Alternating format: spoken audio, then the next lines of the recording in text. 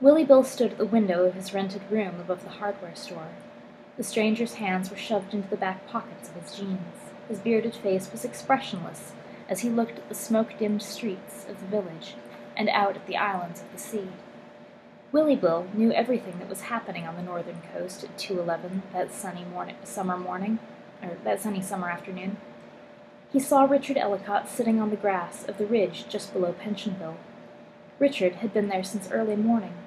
He was trying to think of what he could say to Ellen to undo the devastation he had wrought in their lives. He couldn't think of the right words. Richard's heart was weighted with despair. When he got home, Ellen would be gone forever. Willie Bill saw Mrs. Tally driving out of Stonehaven on the southern road. He saw McGraw, Mike, and Dick Amberstam listening to the radio news at the police station. He saw Dietrich Christine gesture with exasperation at Bentley. He saw Polly Woodhouse lying on her bed in the house trailer. She was trying not to cry. Willie Bill turned away from the window and sat on his bed. He leaned over and pulled on his cracked leather boots.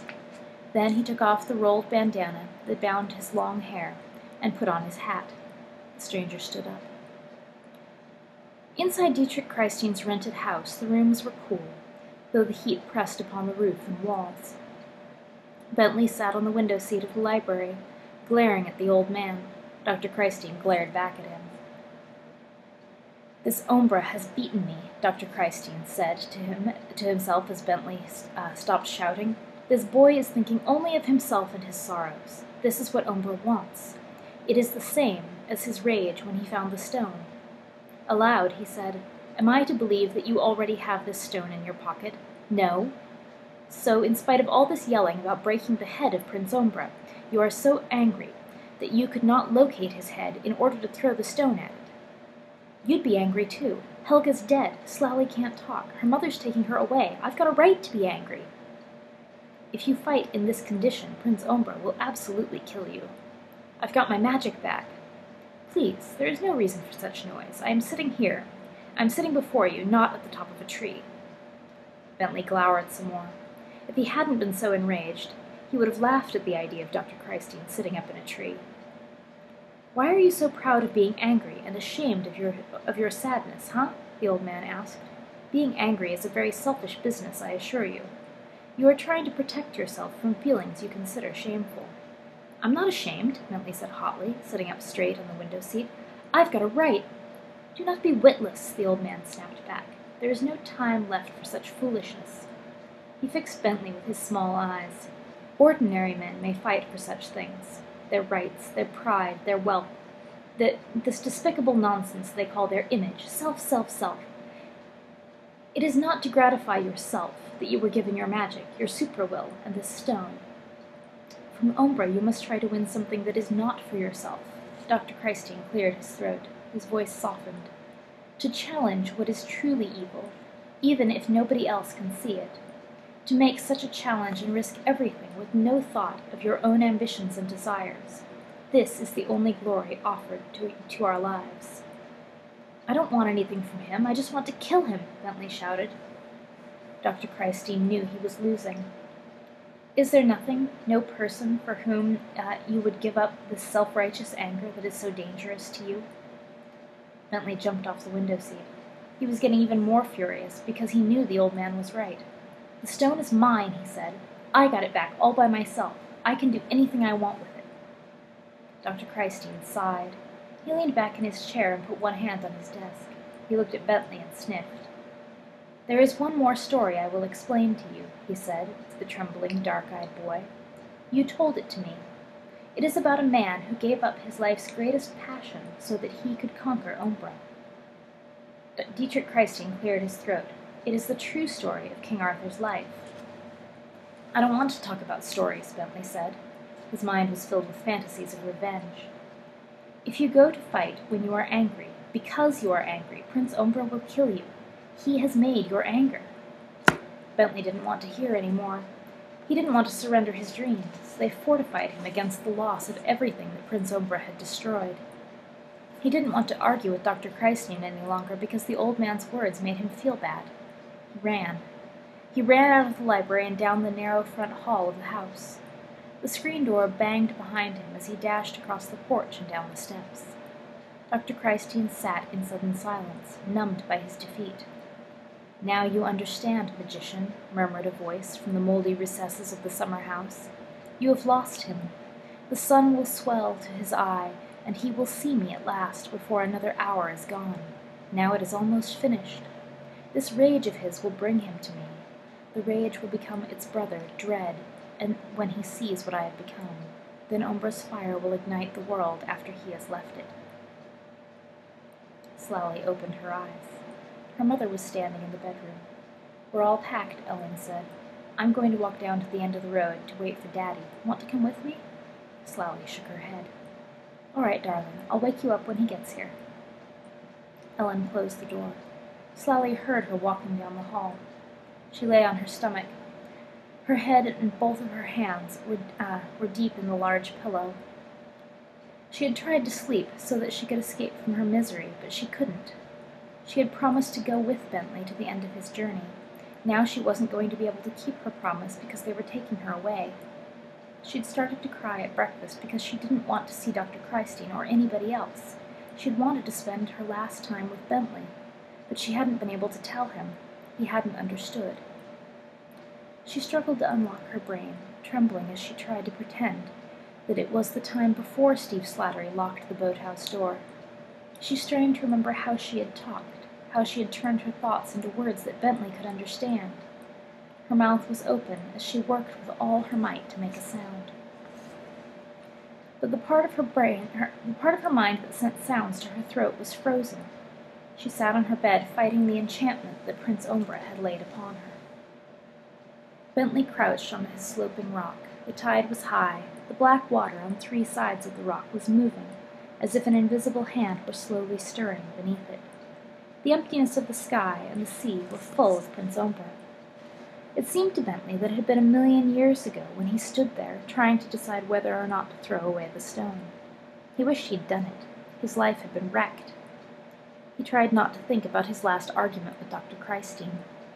He raised his head. His hawks were cruising in the sky above him. He was safe within their circles, but he felt terrible. He kept trying to deny what the old man had told him, that it was stupid and dangerous to fight when you're mad. He already knew that he wasn't supposed to fight for himself. He knew it, but he didn't want Dr. Christine telling it to him. He'd already had the satisfaction of fighting for a cause outside of himself when he jumped on Joe Percis's back to protect the little kids. He'd known then that he was right. He didn't feel that he was right now. But he couldn't control his hatred of the enemy he knew was all around him, in the water and in the air. "Bastard," he muttered at the vacant land of the seascape. "I am the bastard child of a love lost before the world began," said the water, lapping on the rock. "Your outrage is cause enough. Come from your circles and spells. Let us begin." Bentley tucked his arm deeper into the squat of his body and tried to make himself calm down. "I'm not ready," he said. He tried to think of a right reason to fight.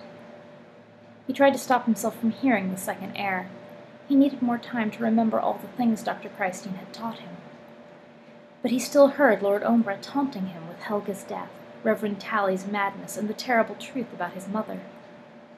Bentley put his hands over his ears, but he could still hear Ombra chanting with a craftsman's pride in Ellen's heartbreak, the mad night of Charlie Phoebe, and Richard Ellicott's blasted soul. Bentley jumped to his feet. "You're going to pay for it all," he shrieked, shaking his fist at the sky. "Then come, I await you. Bastard, you big He felt someone touch him from behind. Slowly took his arm and pulled it down to his side and pried open the fingers he had made into a fist. Bentley was instantly ashamed of himself because Slowly had caught him standing on his rock and yelling like a lunatic. She stood before him with a gentle expression of reproach on her face. He sat down on the rock. Slowly crouched in front of him and wrapped her arms around her legs. He was too ashamed to look at her. Seagulls were crying far away. Bentley heard a break in Slowly's breathing. He turned his head to her. One of her hands was reaching out to him. Her mouth was open, and she was trying hard to speak, tears of frustration filling her eyes. His anger dissolved into overwhelming pity. "You're going to be okay," he said, trying to sound as if he believed it.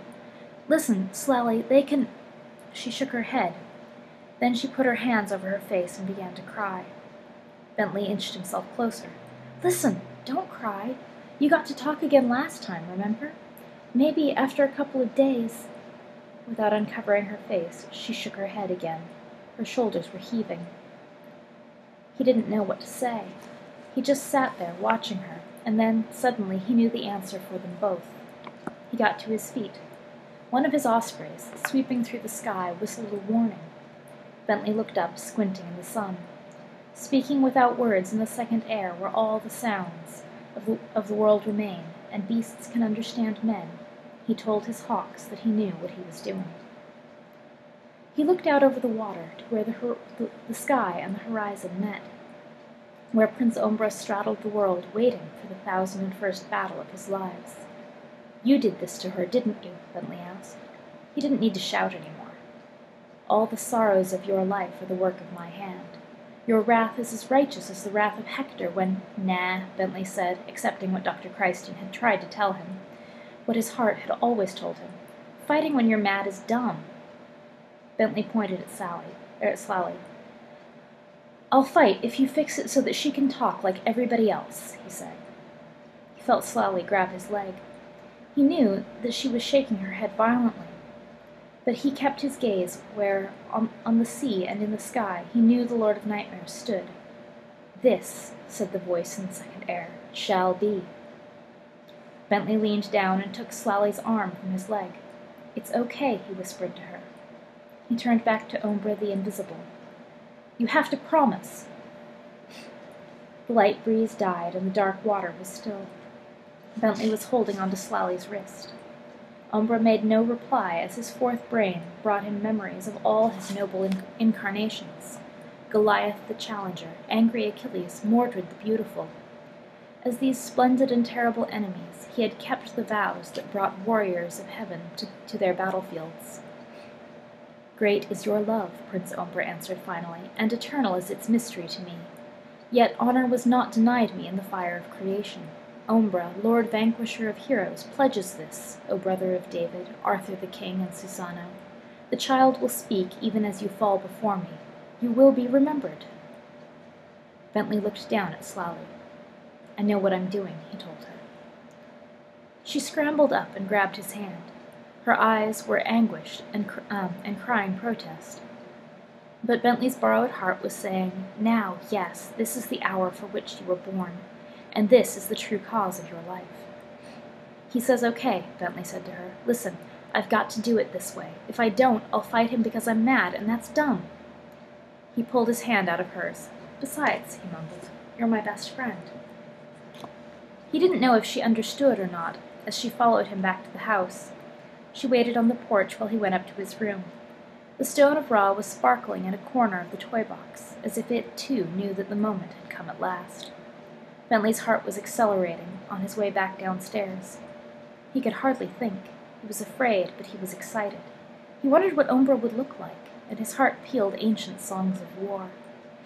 The house was empty. It was making small summer sounds. For a moment, it seemed to Bentley that he and Slally were the only people in the world. He went through the living room and out onto the porch. "I've got the stone," he said to her. The sun seemed to swell in the sky as they walked down the driveway and turned onto the dirt road. Bentley had always known that he would meet Prince Ombra on the cliff above the sea. As they walked along the road toward it, the buzzing of the cicadas grew urgent around them, and seagulls fled screaming from the sky.